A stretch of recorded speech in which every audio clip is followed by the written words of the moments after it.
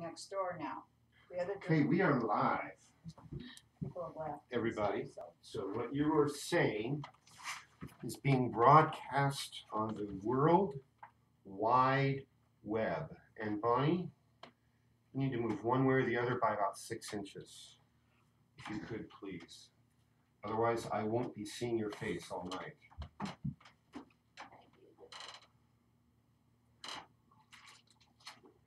Welcome, everybody. I'm glad you could all be here, both physically and our online guests. For the online guests, I want you to be aware of the fact that our camera operator is out of town, and there will be no pan, tilt, zoom, switch cameras, any of that fancy stuff tonight. You're stuck looking at me, and there's no one to moderate online comments. So, enjoy the show. Should we talk about anything pertaining to Toltecs? Mike could be good. That's what you advertised. Oh, so this is the Toltec discussions. Okay. And I'm Golden Eagle. Welcome. So let's start with some upcoming announcements. We sometimes don't always get to those until late. What's first? Why don't you start with the GoFundMe for Coyote's medicine wheel? Okay, that's a great one to start with. So, as you know, my teacher and benefactor was someone in the Toltec lineage named Coyote the Blind. He is based in Riverside, California. He did his training with a Mexican Yaqui Indian named Cachora. And Coyote has been dedicated in running his Toltec school for almost 14 years now, I believe. And they have been living on some land in Riverside, which they had been renting. And they thought they had a long-term verbal agreement with the landlord. And the landlord has now decided that they want to sell this land.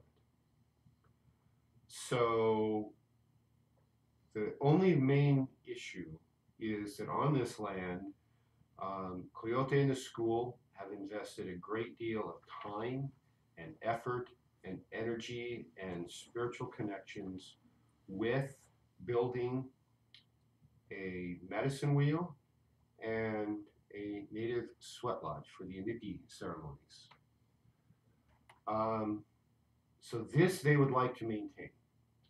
So they're not in the process of creating. It looks like they've got all the paperwork submitted and they've raised the money to get that. They were waiting on money for that.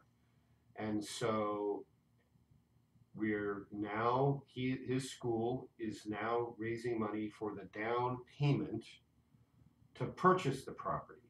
Apparently they've made progress in negotiations with the landlord that they are being given an opportunity to come up with this. So in terms of supporting the higher level esoteric work, which is aimed at the spiritual transformation of our whole human race, the unity of humanity, this is an important piece.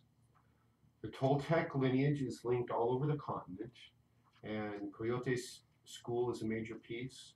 This new school we have built up here based in Mount Shasta is a major piece. We have a labyrinth / medicine wheel on our property, which is linked with Coyote's, and we'll talk about that later. So we don't have anything on our website yet because we literally don't have enough people to help us do all this. So either I or Bonnie has to actually sit down and do all the emailing and Facebooking and website updating. But on Facebook, if you just email us at goldeneaglediscourses@gmail.com, you can contact us and we can get you all the links for making a donation to Coyote the Blind's Save the Medicine Wheel project. like I say, this is important for the Toltec lineage. So whoever finds this video on YouTube, if you're one of my students, if you have friends, we have Facebook posts. If you would like us to share it specifically with you to make it easier for you to share, whatever you need to get this information spread, please let us know. This is important. If you value this kind of work, if you value the Ikadwa energy, even if you're not involved in the Toltec work, but you value the Ikadwa energy, this is the lineage the Ikadwa comes from. So please help if you can. Every donation is greatly appreciated. What's our next announcement? Okay, so just in general, we have 2 announcements for students. I don't know how you want to handle that. We have the movie night. Movie night. I'll address movie night. So for those of you who are formal students of the school or on our official list of official investigators and seriously considering the school, Which includes you. then this coming Friday at a private location here in Reading, we are having our next movie night. I believe the start time is 6 p.m., but I don't know that we formally ever confirmed that. So watch our website, watch our emails, and if you would like to attend, We need to know. we need to know ahead of time. This is one you must reserve and contact us because that's the only way you find where to go. These movie nights are an important part of training you to think like a Toltec.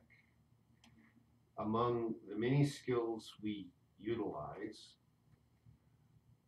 we are training your stalking ability, that chess playing strategist in you, by analyzing movies that appear on the surface to have a purely entertainment value.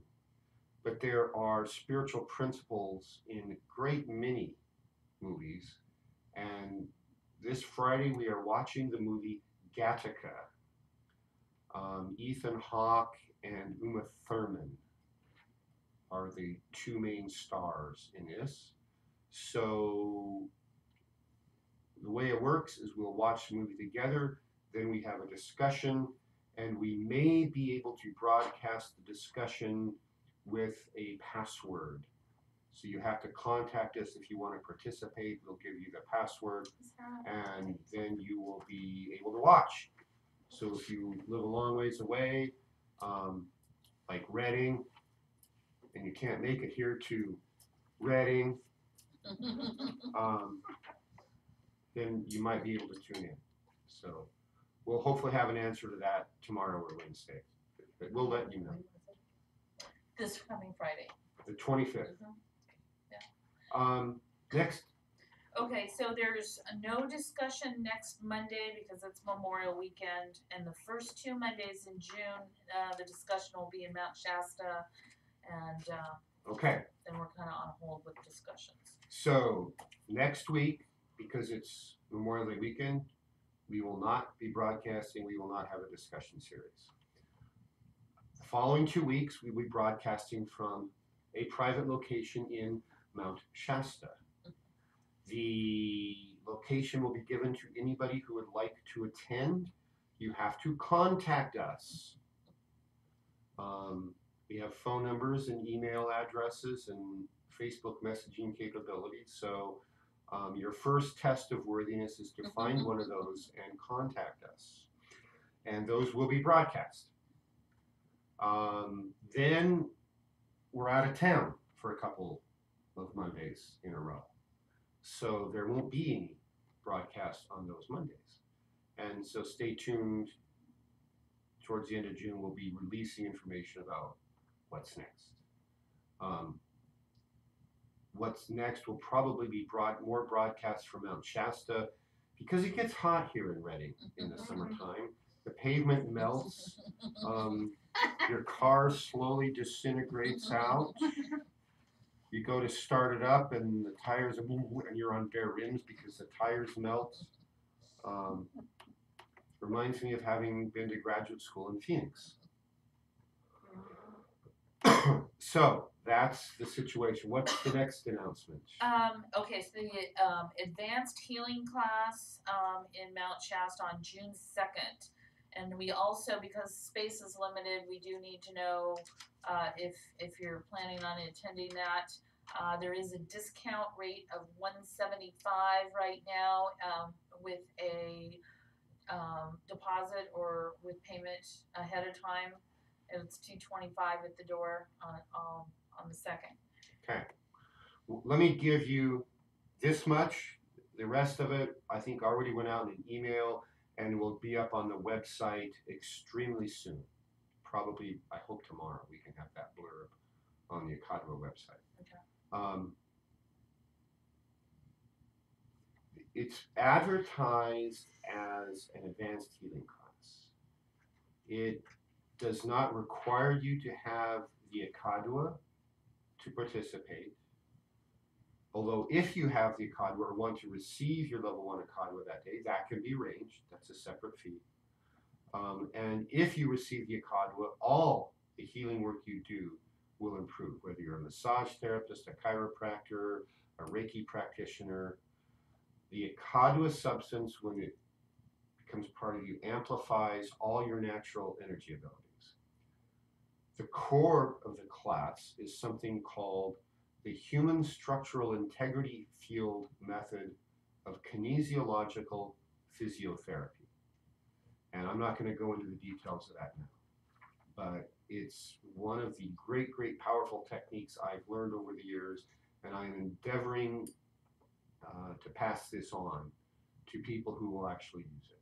So, can you tell us a little bit about how that's going to help us? Okay, if you're a healer and doing healing work, this teaches you how to do extremely reliable kinesiology. That's using your energy field to communicate with the client's energy field and ask a series of yes/no questions to make an accurate assessment of exactly what's wrong, down to a specific bone, muscle, tendon, organ, even down to a single cell is possible.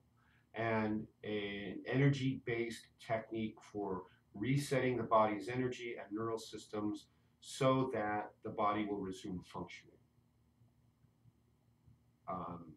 Other than the Akadwa, it's the closest thing to real magic I've ever seen in healing work.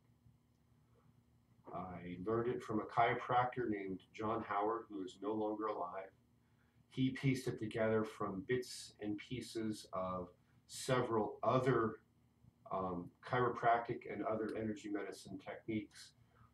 Since I got hold of it, and I trained with him almost 10 years before he died, I've added to it and expanded, and John really liked what I was doing. And so he was my chief mentor in this work. So that's what it is. I'm attempting to pass this on, and it will revolutionize the way you do body work or physical therapy or any type of hands-on healing work. And intuitive work. And your intuitive work. It will teach you to at some point get beyond the simple yes/no questions of simply asking the body yes, no, is this good, is this bad, is this in, is this out? And you will get to the point where you're able to have a conversation with the person's higher self, with their higher bodies, and you will be communicating in ways that before I found this and have worked with it over the last 20 years, I would have told you was impossible. And I do it all the time. And I know the Akadwa has amplified that, but everybody who has learned this, I had a great couple, I taught this class earlier this year in Southern California, an early version of this class. And one of the people sent me a testimonial, is that he missed the first 2 hours of the class where I explained the theory, and he got there for the hands-on part. He says, I have no idea how this works. I don't understand any of it, but I do it the way Dr. Cage taught, and it works every time. So it's like throwing the light switch, works every time. You don't have to understand the theory of how Shasta Dam over here generates electricity, but it helps if you do. But if you don't, that's okay. Throw the light switch, the lights come on. If we paid the bill. And the light bulb's not turned off. And the lamp's not plugged in, right? So you do all those things right, and it'll work every time. What's next on announcements? Or are we out of near-term announcements? Okay, so just that, also on June 16th, there is a Shamanic Arts Day in Mount Shasta. It's not an overnighter, but we are gonna start early in the morning, so if you wanna, it's a Saturday, so This one, thank you. June 16th. June 16th. This is only for students or a few selected serious investigators. If you are interested, you haven't formally committed with me that you want to be a student in our school, but you are serious about this work, then contact me and tell me you would like to come, and we'll talk, and the odds are good as long as you have a sincere desire that we will have you come. It will start early, so you need to plan on being there by around no later than 8 o'clock. I think, was that the time we set? Yeah. How much is that one? We'll talk about that. It's advertised as $125, but again, if you're already a student of the school, then you have You get the special student discount. Yeah. There are two major things that I would like to teach the students that day. One of those is for students only, and the other can be taught to the serious investigators. And then we're going to have a field trip and make one stop at a place called Pluto's Cave. Pluto's Cave, if you've never been there, is located on the north slope of Mount Shasta, out where it's barely sloping, out in the lava fields. It's a lava tube. Periodically, over the centuries, a few key places, the roof of this lava tube caved in, and you can enter this series of tunnels. And so it's a wonderful experience, even if you don't understand the shamanic impact of what's going on. And when you do, it's a really powerful experience. So we're going to go there. And then on the way back, we're going to stop at a secret place where we have a secret wizard in Mount Shasta who uses the Akadua to make crystal wands. Oh.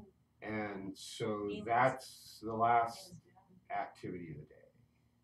And then we'll come back and we'll have a snack around the bonfire or something like that. And his wands, his work is incredible. Yeah. So that's also at a private location, and if you want to go and participate in that, you have to let us know. You have to come to Pluto's Yeah, Cave, you're in. or else you won't get to go to I'm in the for secret all those. wizard's home. Yeah, That's the rules. When I first heard about John, I thought he really was like a trained wizard from Wales or someplace like that, you know, because we met his son and he's like, well, what do you do for a living? Oh, well, I make magic wands. Oh, well, where did you learn that? Oh, from my father, you know. But now he uses the Akadua with them, so they're Yeah. even more powerful. His work has really bloomed since he got the Akadua. It was good before, it's great now. He is a true classic Toltec artist. And I don't use that term lightly, believe me. I do Toltec work. I lead this Toltec party. I do my own version of art, but his art, you know, it's like, yeah, I can paint a picture, you'll know what it is, but my painting is not up to Toltec quality yet. I'll be the first to admit that. I have other things I do that is. But his work is incredible. It is just amazing. That's an understatement. So that's the plan. So beginning and ending on that day, we'll probably use our medicine wheel and Labyrinth that will be, and just a reminder that thank you again for all of those who came to support us this last weekend with the Labyrinth project. We are going to continue that. We're going to be working on Tuesdays and Wednesdays. If anybody wants to come up and get their hands in the dirt, none of it is horribly physically impacting, but at the same time, there's always things that can be done if you do have some physical limitations. So our goal, and this ties in with the comments we had earlier about Coyote's Save the Medicine Wheel project, is we are doing this work on the Labyrinth as a Toltec party. We are working as a group. We are doing what we call POGing, which stands for Pack a Green, and if you don't know what that means, you need to come and ask us. The way we are working, this labyrinth was dormant for a couple of years during the drought. We weren't able to maintain it properly, and we are reactivating it physically. It has always been active energetically, and it is linked with Coyote's medicine wheel. So when we are pogging, working on our labyrinth, we are on the higher planes helping Coyote's school. So please come Tuesday, oh yeah, that's tomorrow, or Wednesday, between now and summer solstice, and our goal is to have it ready for a reactivation ceremony on summer solstice. Which everyone is invited to. And that's open to the public. If For you the Acadua. reserve and tell us you For want. the Acadua. Now, if you go in through. So, I think we're gonna call it there on any further subsequent announcements. And proceed to talk about something Toltec-like. So,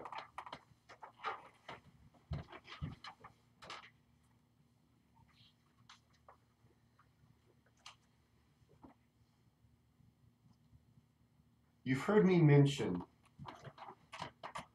the three main ways that we are using the Acadua energy. We use it for healing. We use it for higher level spiritual work, especially the Toltec work. And we use it for general purpose work on human consciousness. So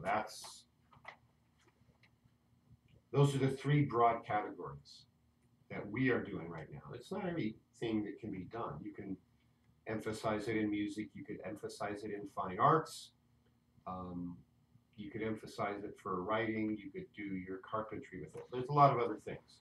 Those are the three ones that our school are emphasizing. It can be used for any kind of serious spiritual work, and it doesn't have to be the Toltec path. This is why we've created this new, well, it's not new, it's only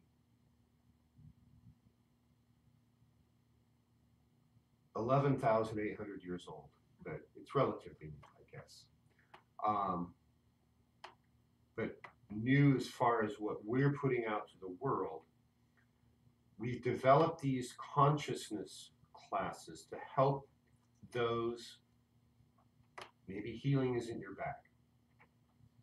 Maybe Toltec shamanic work is not your bag. You're never going to do that work. But you are serious about spirituality. You are serious about doing something to help humanity, and you want to increase the effectiveness of what you do. The Acadua can help that.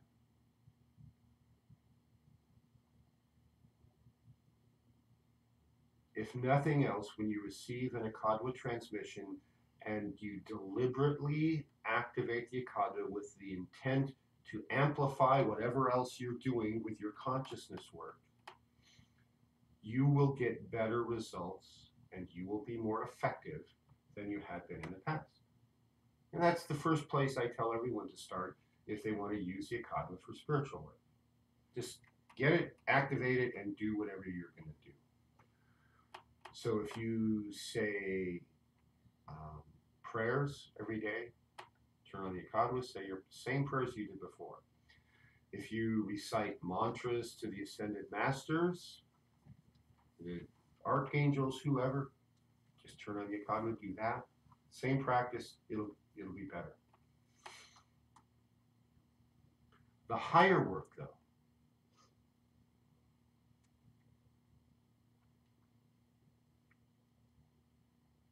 specifically with the Toltec path, we have an intent to save humanity, largely from itself. There's a line in the movie, first movie of the Matrix series, which was called The Matrix, where the Lawrence Fishburne character, Morpheus, says, not everybody's ready to be awakened and unplugged from the Matrix. They couldn't handle it. And it would be detrimental to them both in the short and long terms to do that. So the higher level work is not for those people. They will never become members of this Toltec party or any higher esoteric school, whether it's Toltec or any other flavor. But for those who are ready for higher work, who are ready for the challenges, who have reached a point in their life where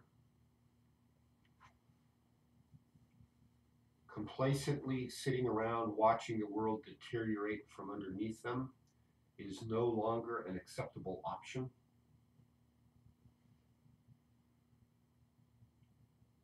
Quite frankly, doing the higher esoteric work is your only option. That we get to a point where we're backed into a corner and nothing out there in the blue pill world matters. Just doesn't matter.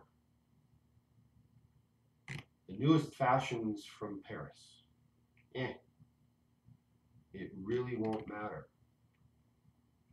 All they want you to do is every 2 years, clean out your closet of perfectly good clothes, throw them away, and go out and buy more perfectly good clothes, knowing that the day you buy it, you're going to get it at most 1 or 2 years out. And then if you want to be in fashion, you have to throw them out.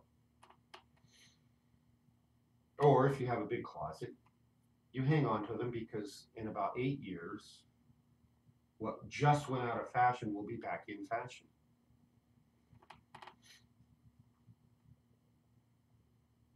That's one example of many. I remember when we remodeled our kitchen and we were looking for different things, and we have this old farmhouse that's been remodeled craftsman style, and the house is over 100 years old. Nobody knows for sure. The only clue we have is that we met somebody in the small town where we live whose grandfather had been born in the house sometime in the 1890s. That's all we know. And storage back then was unheard of. And so we move in and with our modern life and too much stuff, and we're trying to find places to store it. We can't.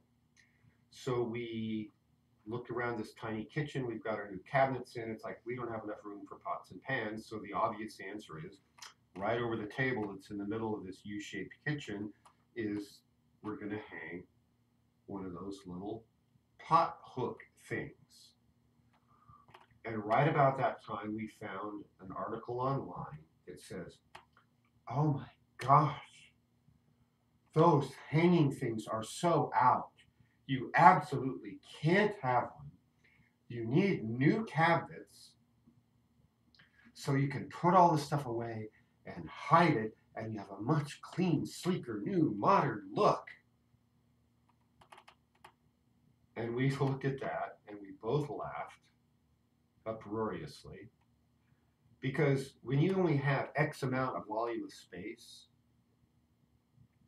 you're not worried about, is it sleek, is it clean, is it modern, is it this year's fashion? We're not going to tear out cabinets and put new ones in because of fashion, because there's a limited amount of stuff you can get in there, and we need all the pots and pans that we use regularly right there. So the volume of space in this room above this table that would not otherwise be used is a perfect place to hang your pots and pans. It's practical, it's useful, it's functional, and it's a craftsman style thing that we found at a yard sale for about $5. So $10,000 on a new kitchen, or $5 for a pothook.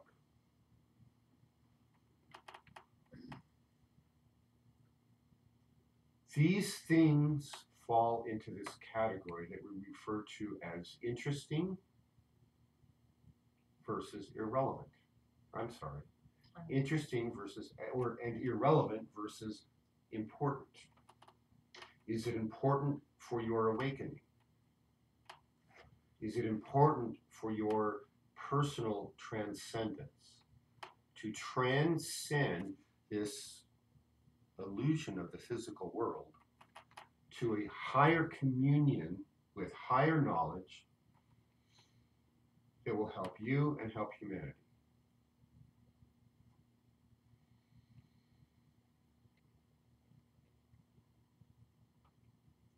The Toltec philosophy embraces the concept of an entire population or civilization,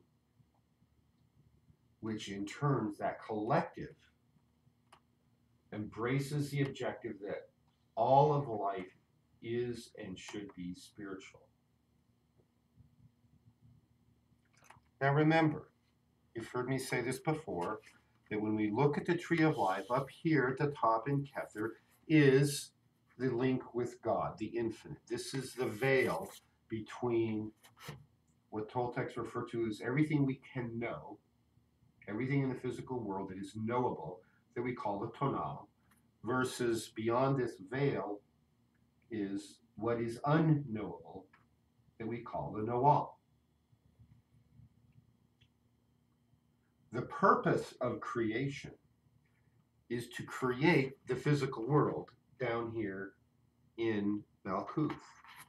So this is sometimes referred to as the pinnacle of divine creation.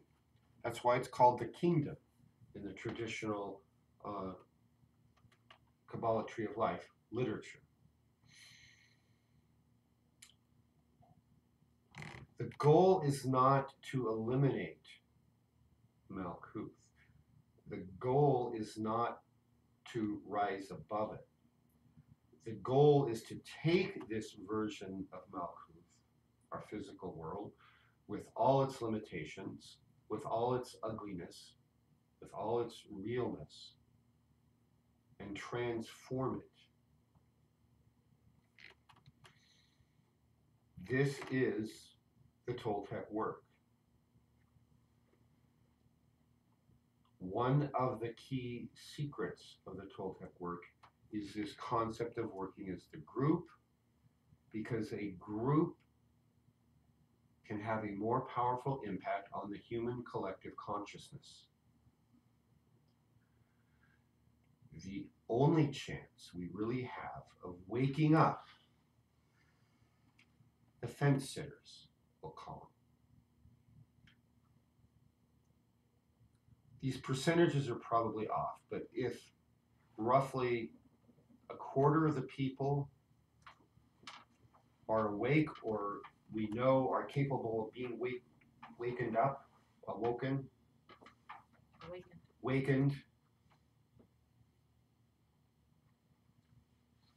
we know probably at least a quarter of the people are not.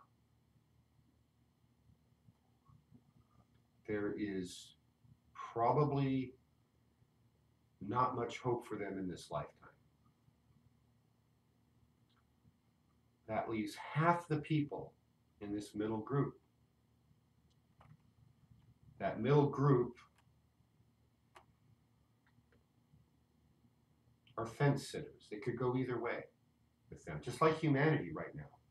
It's still trying to wake it up and get our consciousness back to where it was 15,000 years ago before everything blew up. And we regressed. And part of that was just a natural physical outflow of a huge complex civilization having its continent disintegrated underneath it, and all the isolated pockets around it losing contact with each other and so forth. You know, if the guy to make computers and the one and only computer chip manufacturing factory is destroyed, eventually all the computers will die. You'll get really good at cannibalizing components and raiding the destroyed cities, and we'll keep the technology going as long as possible. But if we don't find the manual with detailed instructions of how to rebuild that microchip factory, it's going to go away. And that's what happened. Is there was advanced technology that makes the most advanced thing we have here today looks like a kindergartner's toy.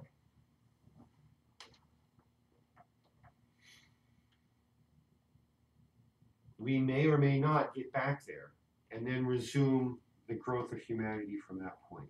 But this is really what we're talking about, is the growth of humanity, and the purpose of which is to finish the creation of the universe, which is not done. It's not even close.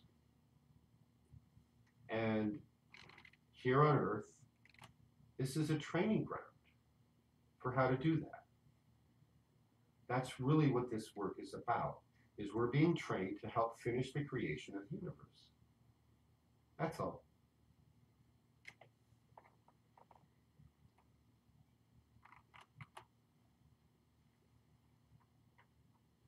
So it's that middle half of the people out there. Maybe they can be wakened, maybe they can't. But how do we do it? It's not through hitting them over the head and reposting Facebook memes 42 times.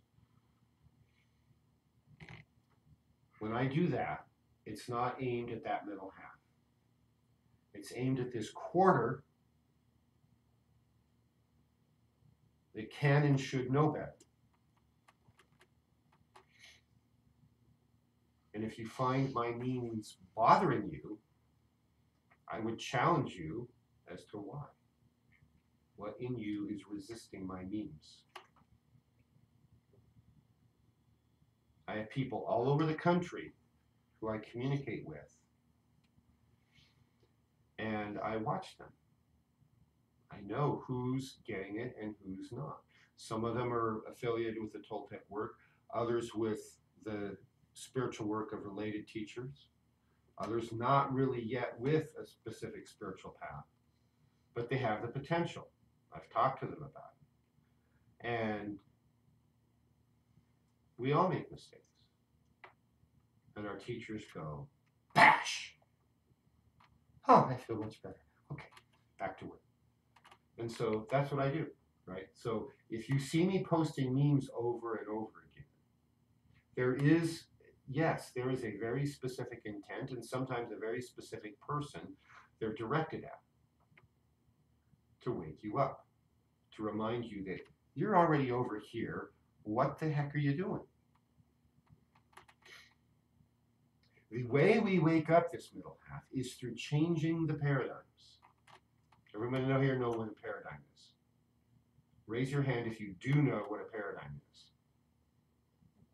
I love it. I love people in our generation who get it.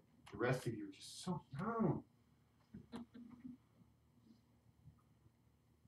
You never went to the beach and flashed the peace sign because that wasn't the code for your generation.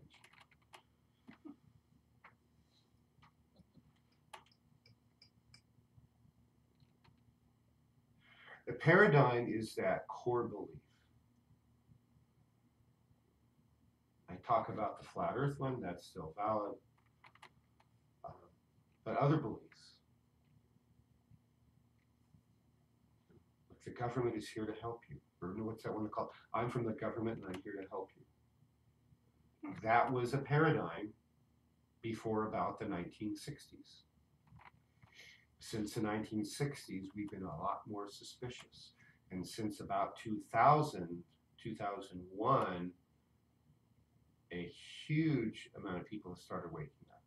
And then there was that great event that was supposed to happen in 2012 where nothing happened except a huge amount of people woke up. And look at what has happened since 2012. Is every belief is being turned upside down and dumped into the blender, and we're spinning things around, and stuff's going to come out, both good and bad, and it's chaotic. It's like that example I sometimes use about a cell dividing. If you ever watch under a microscope a cell going through division, it's total chaos. The whole world is ripped apart until it's finished, right? And then you've got these two beautiful, elegant cells all back together where there used to be only one. What's the name for that? Those of you who heard me use that analogy before, which includes all of you. I don't know what you're going for. Growth. That's how bodies grow, is cells divide. That's how societies grow, is cells divide. There's short-term chaos for long-term benefit. Sometimes maybe a little too much chaos, like right now. Sometimes the good being ripped out with the bad, the baby being thrown out with the bathwater. Hopefully we'll pull it back and dry it off.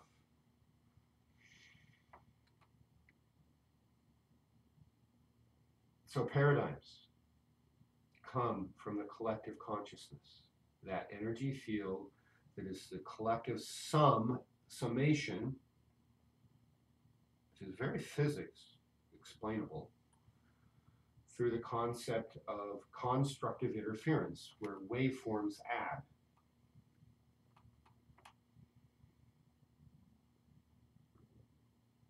And we draw on that.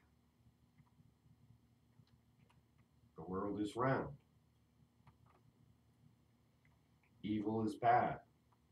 These are paradigms. Right now, we're experiencing inputs from the collective conscious that were deliberately put there by the bad guys that says good is bad and evil is good. So we have to twist that back.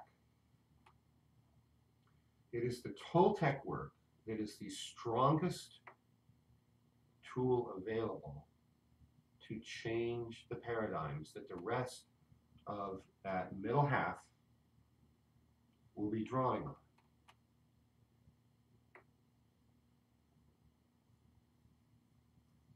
And this isn't programming people's mind against their will. That's being done by the dark side. This is giving them the rest of the story, as Andy Green would have said. It's like both paradigms are there now when we finish this Toltec work, which will only take, I don't know, a few more decades, hopefully. We have some work to do. And it's frustrating and tiring. I love that picture that goes around the internet. I can't remember the name of the artist who made the statue of the angel sitting there going like this.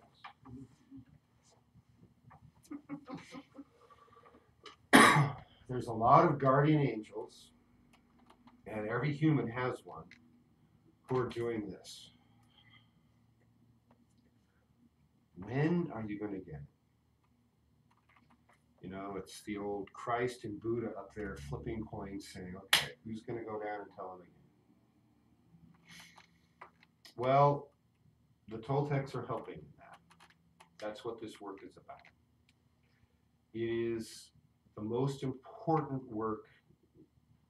It is some of the most important work available to humanity. It's not the only piece of important work doing this. There are others.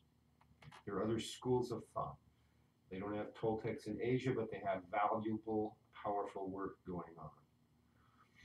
Shamans the world over are attempting to do this. Spiritual teachers and guru of every persuasion that are working for this are participating. It's just that we have, because of our unique history, some abilities and tools that are a little stronger than most, if not all.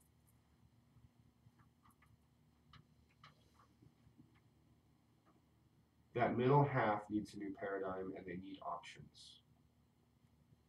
And what's required by humanity is small groups of Toltecs all over the continent doing this work. This is what we're about.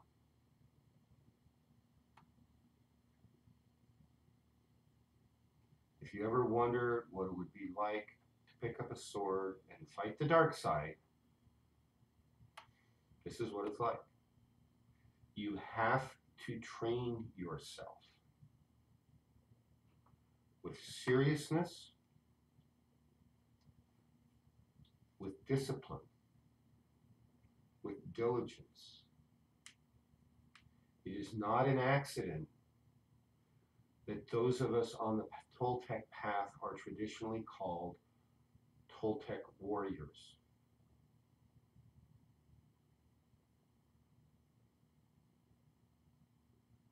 We've talked in the past about the three core natures of being a Toltec. It's the dreamer, the stalker, and the warrior. And all those combine into the spiritual Toltec warrior.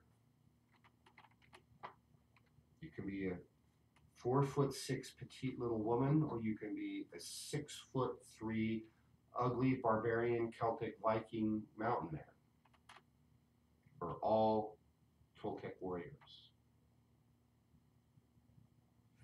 Physical size and shape doesn't change our core nature. And if you want to have a meaningful life, it's hard to find one more meaningful than this work.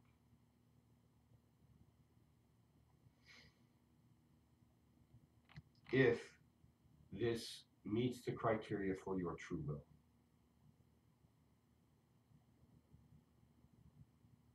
Maybe your ultimate calling is to go work in another shamanic field or another esoteric path. Either way, Toltec or another, all this Toltec work and skills will prepare you for that. So whether you're here for a short time and move on to another system, or whether you're here for a short time or a long time and then you become the head of your own Toltec party, or whether you're just going to be here and do what you can with the Toltec consciousness work or healing work, simply by holding the Akadwa energy. You are connected to the lineage, and you can draw on this wisdom and this power.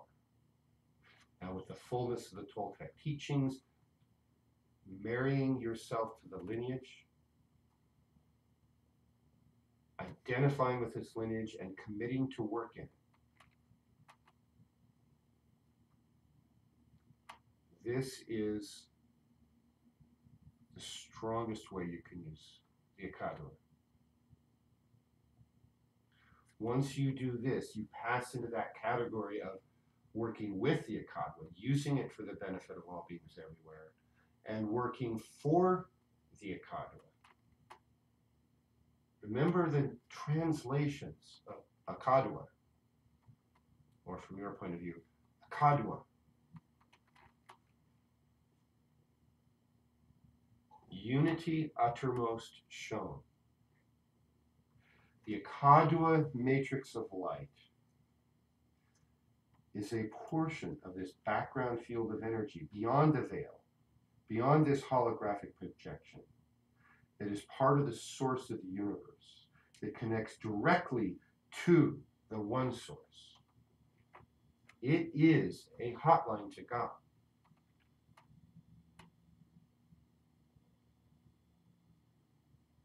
I mean, think about it. How cool is that? You get this Akadua stuff, and you now have a direct connection to God. We all had it before, but we may not have known it. We may, like certain people who shall remain nameless, all the people in this room with a beard, spend decades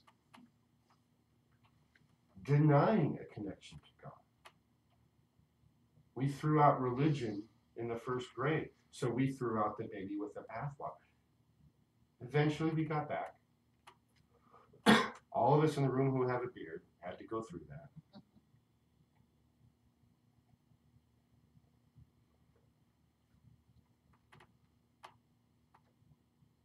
But think about it. You have a hotline to God. Unity uttermost shown. Innermost light is the other way it is interpreted. And it's like, think of it as the source and the expression.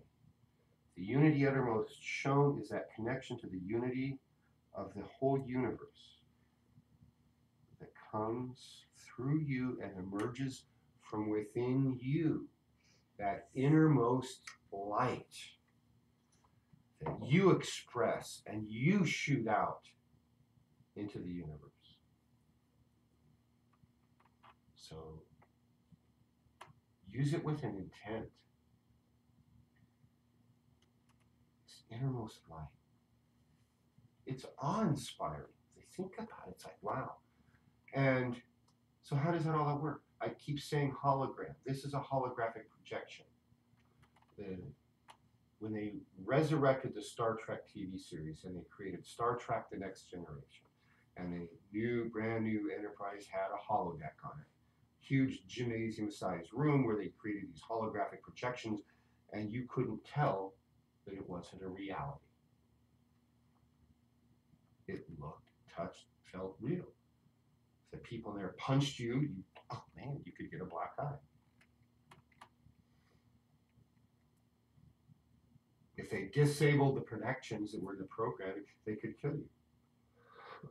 And you could die from a holographic projection. Well, we're living in a holographic projection that has those safeties disabled.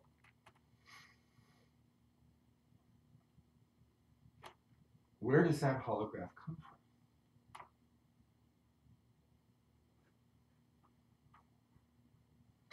Source. Yeah, I mean, a hologram is a portion of the whole, so. it That's an has- aspect of it, yes.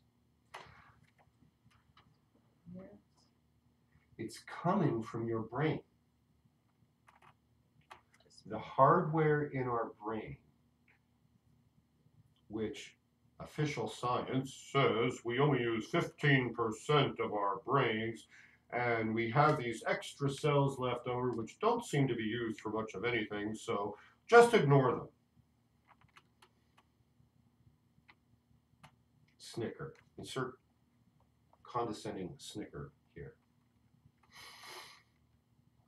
Many of the cells in the brain, they finally grudgingly started to make, well, they might be cells that somehow support the other cells, the ones that actually conduct the electrical signals and generate neurotransmitter traffic in the brain, which is an important part of our physiology. But some of those other extra cells are generating coherent light photons. What's the other name for coherent light? Focused, laser light. Louder? Lasers. Laser light. Yes. You saved yourself. Now I have to Lasers. sleep on the couch. Our brains generate laser light. What's one of the key components if a physicist is going to go into the lab and create a holographic photographing machine, a Light. laser, Oh. How's that light? lasers is what is used to make a hologram. You take a laser, a single laser with a single frequency of light, coherent light coming out of it, you split the beam through a little partially mirrored glass gizmo, and then those two sources were reflected to illuminate an object from two different directions simultaneously. And as they hit the object, they're creating an interference pattern. Just like you go to the pond and you drop two pebbles in simultaneously and they go plunk and the waves interact. Exactly the same. And those interfering waves then reflect onto a piece of photographic paper. It's done slightly different now, but this is the basics of the theory. It's more sophisticated. So then you take this piece of photographic paper that was illuminated by these interfering lasers off an object. You develop that in a dark room.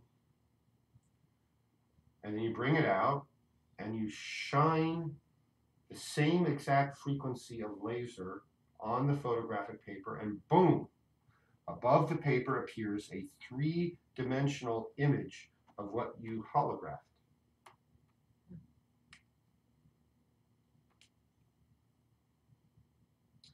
Now here's where it gets interesting.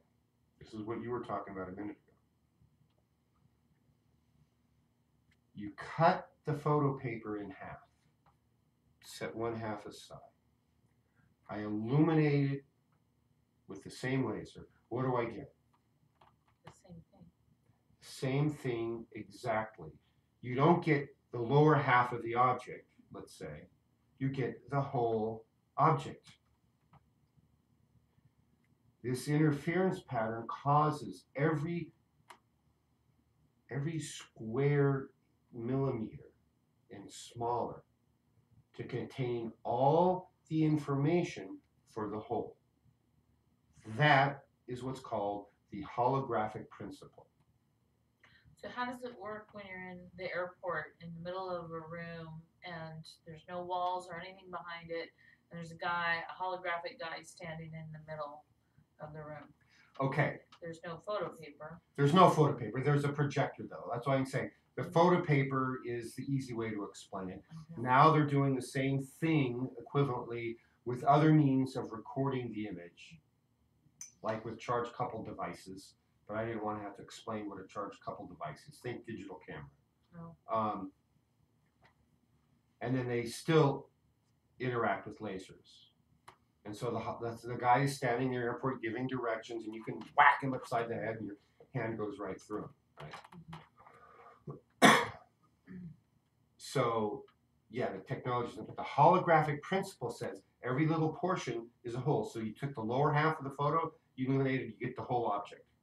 You cut that in half, put that piece over, illuminate this, you get the whole object. You can keep doing that down to where you can't make any more cuts in the paper. And each little piece contains all the information to reconstruct the whole object. So what are some of the implications of that? First off, the whole universe is holographic.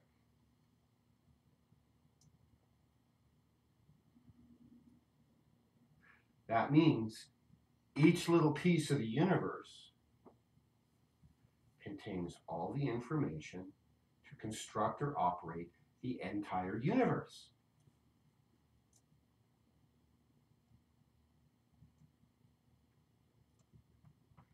So, operating under the premise, which is debatable, that the universe is the mind of God. Each piece of the universe then contains everything there is to know about God. That means Say that again? Please. The holographic principle says that the universe is holographic. And if the universe is the mind of God, then each piece of the universe then contains everything about the mind of God. That means each one of us contains the mind of God. And the Toltec power, that we now call the Akadwa, amplifies and makes that holographic connection stronger.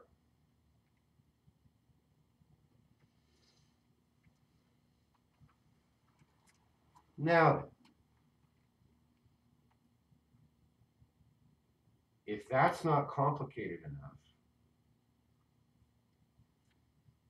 don't forget that in the Toltec philosophies, we have yet another piece of the puzzle that no other spiritual / philosophical system on the planet has. And that is the knowledge and description and procedures for the assemblage point. The assemblage point is that key point in your energy field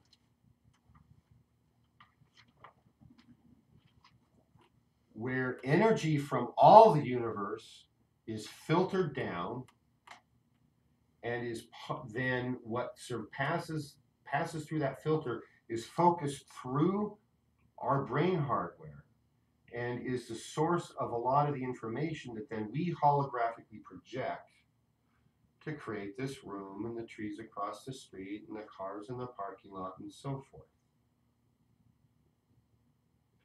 There is an infinite amount of energy available in the universe, and the assemblage point filters it out. And it is the social acclimatization process when we enter a culture or a tribe where we agree on that filtering. And so knowledge and connections of parallel universes, other worlds, things like that are theoretically all there if we control our assemblage point a particular way. We agree to cut those off. We turn off those channels. It's like having a 50 gazillion channel cable TV system, and for the sanity of these human biological machines, if nothing else, we turn off most of those channels so we don't overload the circuits with too much information. But even what we see here means that if we can modulate what comes through the assemblage point and agree to it, we can modify the hologram.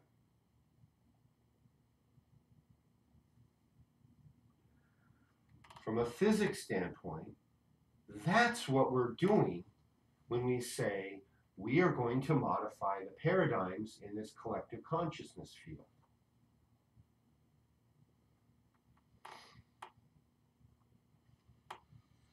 You are either overloaded or have a question that you haven't formulated. Yeah. Lots of questions. So is the Kadawa actually the hologram?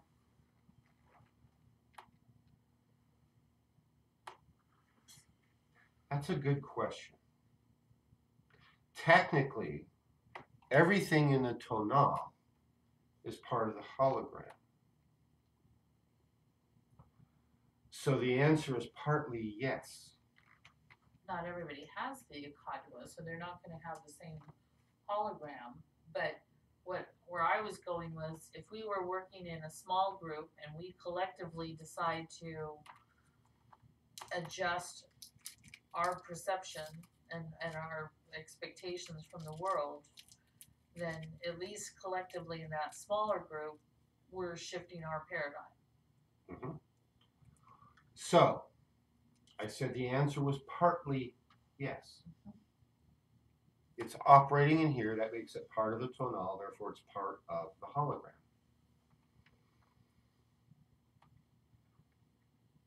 But what's that first name I rattled off tonight? It's the translation of Akadwa. There's two. Innermost light. Innermost light and the power. And the unity uttermost shown. Yeah.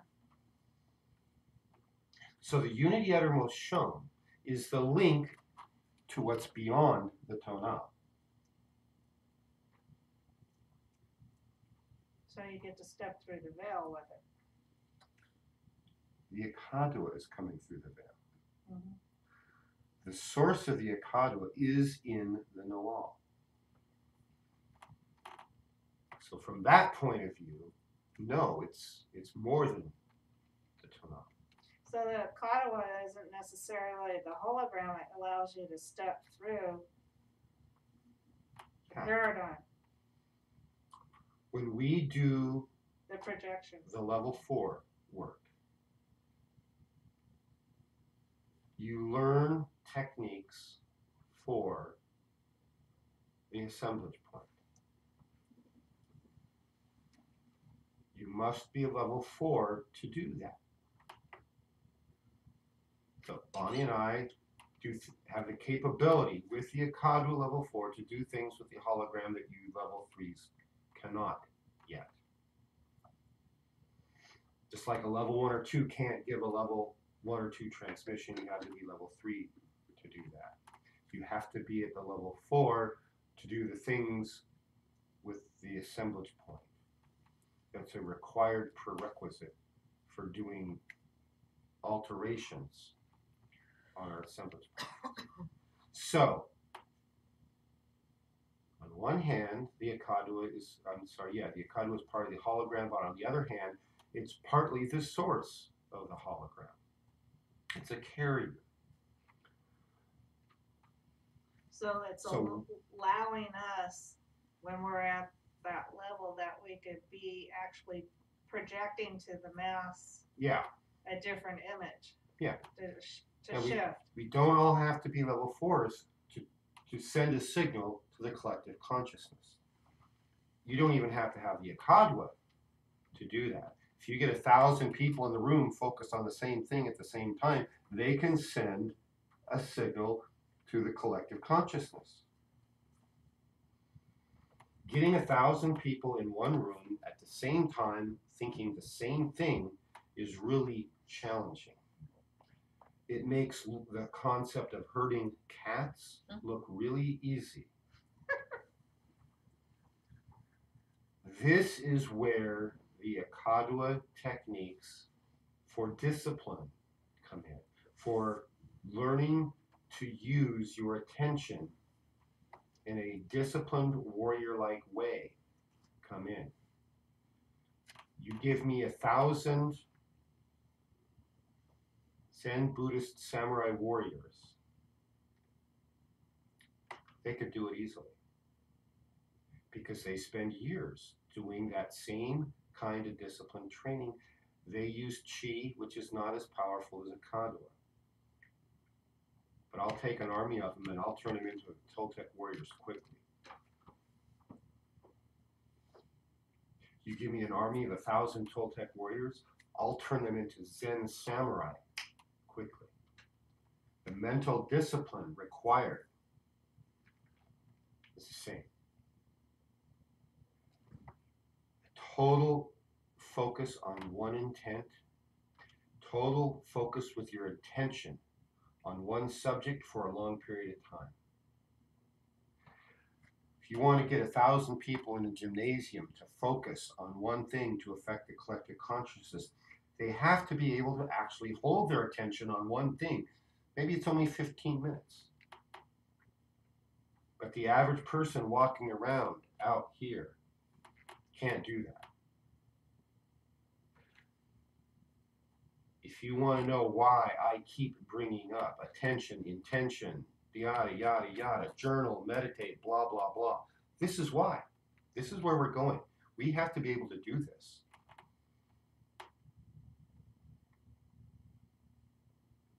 You all journaling regularly, daily. You're all meditating daily. Smile and nod and make me happy even if you're not.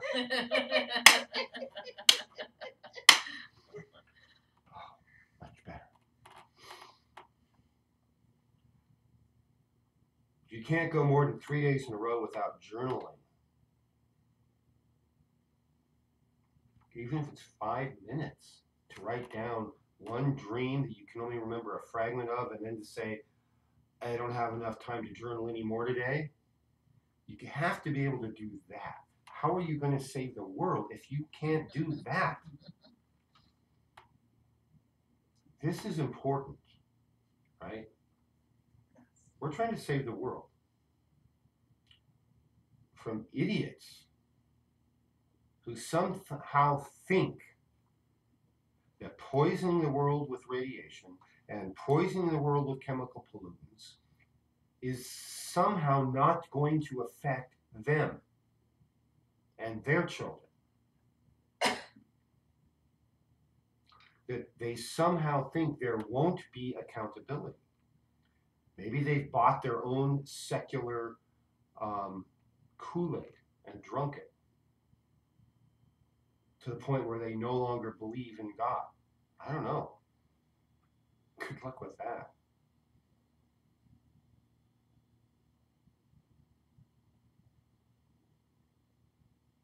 But it's that Toltec discipline and the Toltec power called the Ikadua, and our Toltec knowledge of the assemblage point, and the Toltec ability to work in groups, and the Toltec philosophy of embracing the unity of humanity and the purpose of which is spiritual transcendence of everybody. That's the core of the Tolteca-Yotl philosophies that we have been holding on this continent for thousands of years.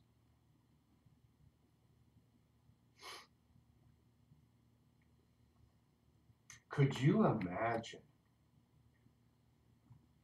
what the human race could accomplish if we would just for a month stop fighting each other and stop calling each other names and work together on just one important thing for humanity? Pick one. Food. There you go, right at the core base of the Toltec pyramid. Food. Healthy food for everybody. Let's stop all the wars. Let's stop all the Republican, Democrat name calling and say, in 1 month, every human on the face of the planet is going to be provided with a supply of food and will never go hungry again. 1 month, and we could do that. Mhm.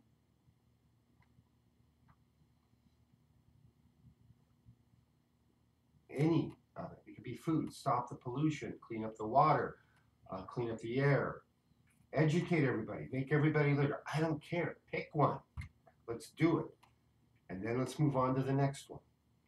And the next one. What would our world look like? Clean energy, clean transportation. In a year, if we worked off 12 of those major issues by everybody in the world agreeing to concentrate on them one at a time for 1 month.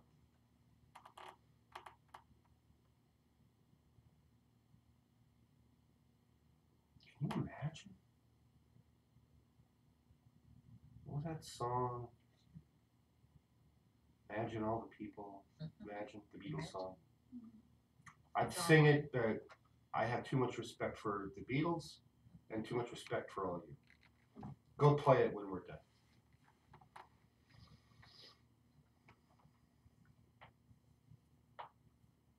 Does that start to clarify a little more of what our objective is and where we're going? That's a question Yes. of what the potential is.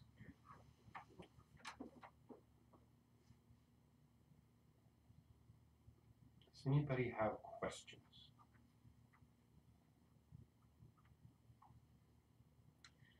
I guess my question is always, all right, well, how does this apply to me? And, I think there's, with whatever our background is, there's always this diminishing aspect that, oh, what do, what do I want to be doing? What should I be doing? How can I make a difference? And, there's answers here because the questions are broad enough. But it still kind of comes back to, well, whether we even have the confidence to believe that we can make a difference. It's not, we can believe that you can make a difference or that the Toltecs can make a difference. But, so one of the things that I see is a lot of people are drawn to this kind of work, and yet I think we all came in with certain gifts. So like if I'm an artist, that's a natural gift. I don't really have to practice. I develop skills throughout my life, and I can call myself an artist. But if I go to art school, even if I have a skill, I'm going to have to kind of put that on the back burner and really learn techniques and tools that are going to make me even a better artist. And I guess when we engage in this kind of work, there's this tendency to think of it as, a pastime or a hobby or something I like to do until it gets too hard, and then I've got my real life.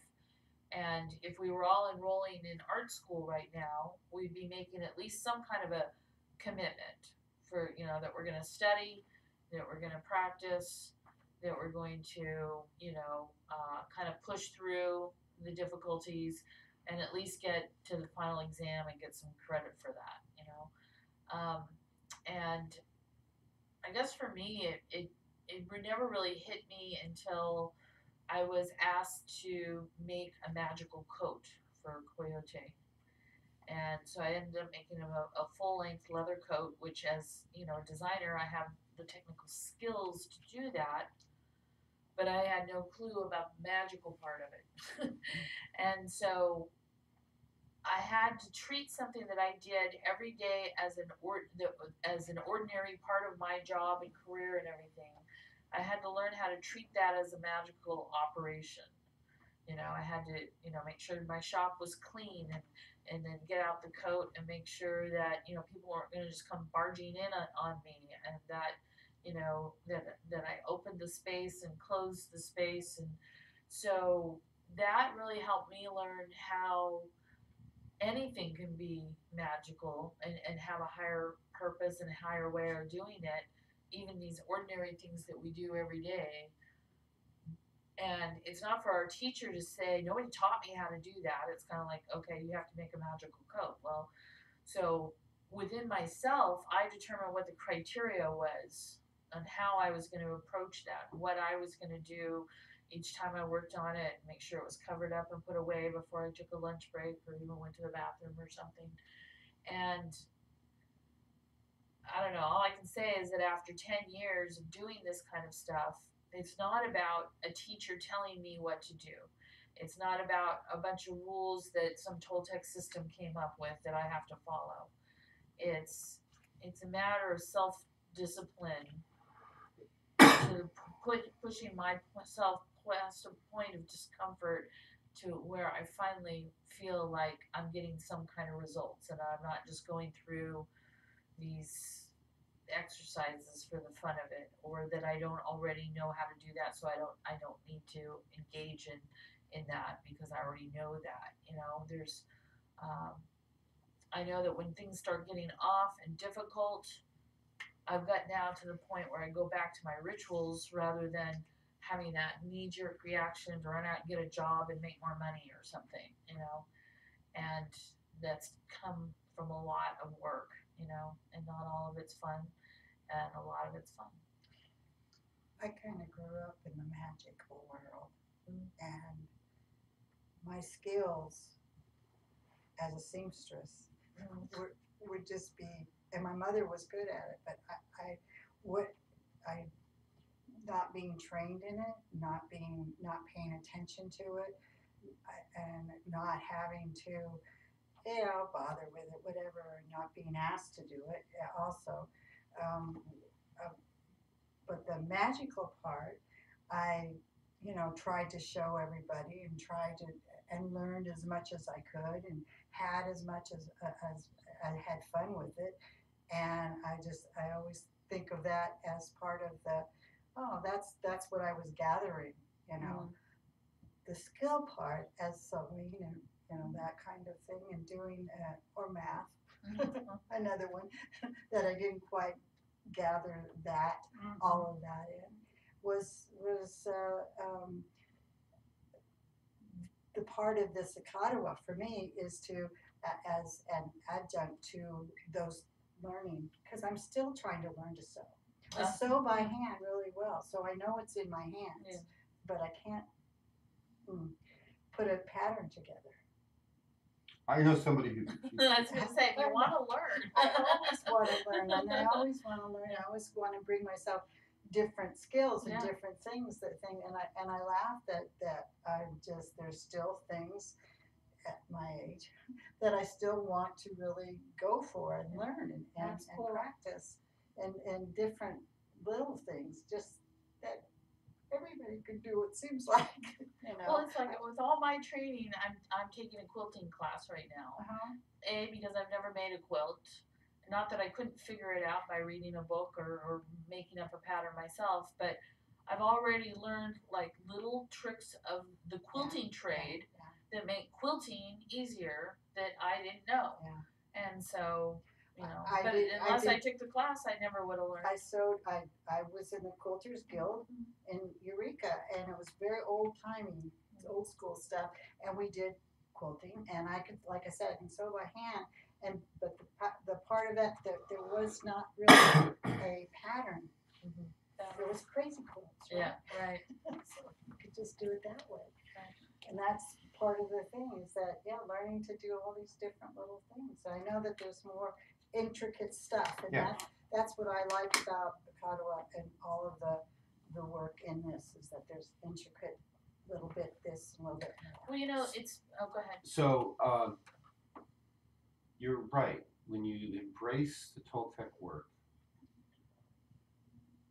it's like going to college. You're committing to something, and at the same time, it's like going on an expedition. Think the olden days, like the Vikings are going to sail across the ocean to North America. They load up a boat with a couple dozen people, and off they go. And you're committed. There's no way off the boat except to die. So you have to work together for your very survival. You have to work together to accomplish your mission, whatever it is. To find new trading routes, to find new lumber supplies, to find new ore supplies. You're following ancient maps held in the oral tradition of the bards. The sagas, I was thinking of.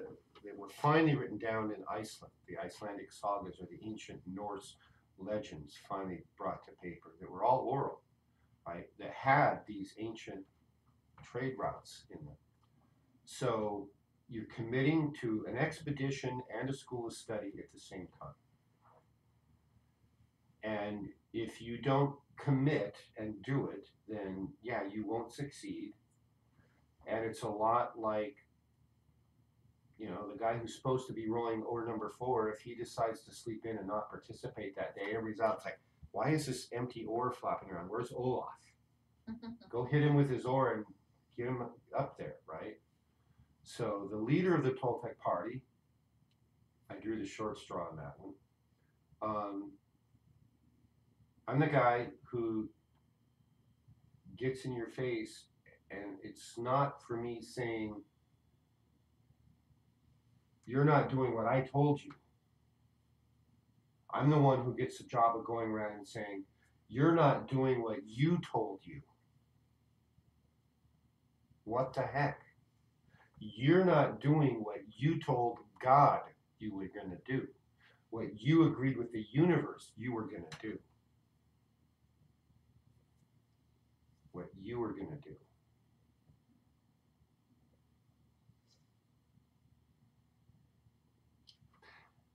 That's my job, is to remind you of that. And I can be kind and gentle, or I can be ruthless. And that's up to you. One reminder and you snap to, great. And it's the kind and gentle. We don't have to progress from the soft-toed boot treatment to the sharp-toed boot treatment. So, any other questions? No? You've all got it? You're there, you're committed, you're on board the ship, we're sailing to the new world. You're going to be here at your oar on time, helping save the universe. Well, I still have a lot more questions about how we apply all of that to our daily life, especially when we're only meeting, a couple times a month, or, we're getting, it's the specifics of it, Well, the details. How do I row that Do we have to follow him around? Well, first of all, I've already given you several clues. It's your self-imposed discipline. Nobody told you the standards when you were making that code. Mhm. You created them and then you followed them. So I'm periodically giving you tools. We make our own standards. And when they're not high enough, I'll remind you there's a higher standard. So I'm asking you all to journal every day. Get in that habit. It's not even that I care about what you say in the journal. Right? Do you understand that? Yeah. It's the fact that you are following through with the discipline to journal every day because you said it, you were going to do that. That's where you build the personal power. That's where you're creating those links between your conscious mind in the physical body and your higher minds in the light bodies. We are becoming more powerfully integrated beings with the combination of the Akadwa and your discipline and your follow through and the personal power that you're accumulating in your reservoir. Yeah, meditating every day is important. And the content is important. But it's the fact that you do it. We just taught over the weekend at our shindig gathering the series of 4 times a day sun salutations, where you turn on the Akadwa and you're accessing 4 different aspects of those universal energies. It's a way, one of several, of reconnecting with the natural rhythms of this planet we live on, which in turn is going to reconnect us more strongly with the collective consciousness. You go out and you do those sun salutations 4 times a day, every day for years, and now you've got something. You have a stronger connection to the collective consciousness. You've further modified your neural pathways and your connections to the higher energy bodies and your energy organs. These little things every day are part of it. Question. The assemblage point, how do we work on our own assemblage point? Right now, don't worry about it. That will come later. Okay. So it is possible. We work with it. There are techniques that you will learn later. Okay. Right now, just do what's before you on your plate. So that's the most important thing, is what's on our plate right now. We can journal, we can meditate, we can do the sun salutations, we can show up and work together. Every time we come in, either on the camera or physically together for these discussions, or for any of the other shamanic training we have, we are pooling our energy fields. We are pooling our light bodies. We are becoming a stronger unit. When you're not there, it leaves a hole in the school. It's like you've got 9 co-workers together. You make a softball team. You practice together. You're going to go play games together. And you show up for your game, and your left fielder doesn't show up. He blows you off. And you're like, we only have 9 people. We don't have any substitutes. So you move your people around and you try to do the best you can, but you're leaving big holes in your defense, right? Well, you shift these guys over and, you know, your shortstop will play a little deep or something, but you get slaughtered, right? Because the other team likes one look at that and laugh and go, this is going to be easy. You try to tell, hey, you know, our left fielder can't make it tonight. Can you just not hit balls to left field? And they say, sure, we got you covered. Every ball, they're aiming at left field, and they slaughter you. Yeah. How can you remember your dreams more? What technique? Because a lot of times, I mean, Did we? I'm really active and lucid and going all over the place. Did I tell you the one about taking your cup of water before you go to bed? Doesn't have to be this much, but just a little cup of water, and you send a Akadwa to it until it's full of the Akadwa, and it pushes back. And when you're sending the Akadwa, you're sending the Akadwa with an intent to remember your dream. Okay. Then you drink it, put it down, you've got your journal, your pen right next to your nightstand, and you go to bed. And the instant you remember a dream, this is a discipline part, and it is not easy in the long run. To do this every time is to force yourself out of that stupor, that heavy, watery feeling, because you're on the astral plane, you're in the astral waters, and to turn on the light and write down and have the discipline to write it neatly enough that you can read it the next morning. And what if you wake up and you're, like those times like you don't know where you are? You know, like, Just right. just right? Yeah. Okay. Yeah. And Because what I find is that the more you try to pull yourself out of that watery, you start to lose it. It's like sand going through your fingers. You know, you just like you can't even hold on to it. If you try to get up and go to the bathroom and go and sit in And the then living write. room and turn on the light, it'll be gone. it's you know? gone. Just get up, turn on the light. If you're in bed with someone, just annoy them with the light and write. Also, if you just write like a snippet of what you saw, even if it was all you can remember, that is the discipline that comes back Right. every night, and then comes to you, and you start remembering more and more. We kind of write what we call bullet points, just like a one-liner, Yeah. half sentence, you know, big green monster eating me. Okay, that'll hopefully then trigger you in the Right. morning. You can fill in the details.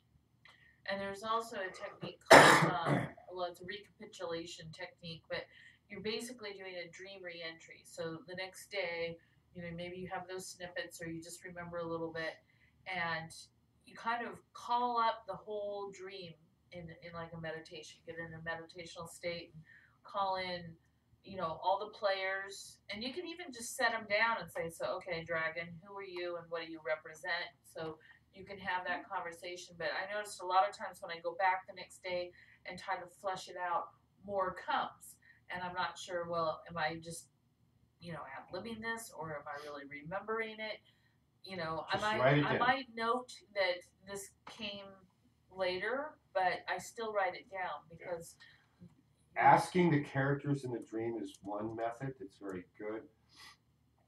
Ultimately, the better one is to ask your holy guardian angel, which means you need to have made contact with your holy guardian angel, which means you need to have been doing all the disciplined meditative activities for a period of time in nurturing that contact. It's really developing your receiver and your discernment to know whose voice you're listening to. And then, when you've got that contact, you will sit down, you can talk to your holy guardian angel by name and say, what's up with this? And they'll say, oh, blah, blah, blah. And down again, you're like, oh, well, why didn't I think of that? That's why we have a holy guardian angel. Any other questions before we end? Okay. Thank you all for watching. Thank you all for being here physically and participating. And thank you all for what? Thank you all to Miss Liv for letting us use your space for all these months, and we really appreciate it. Yeah, thank you. Yeah. And It's a great space. It feels it. Yeah. Okay. Thank you. All right. We go. See how we go. See if anybody's online before you shut it down, or if there's any questions. Looks like maybe. We're still can't learning tell. how to use it. You know, it's just like just start doing it so we can get people, you know, an online audience out there. But it's Comes in really good. that's good. What about, did you, I can't really tell. I've what never about a actually seen Katawa it. mantra? Cause I saw some online. Well, Oh, that's not a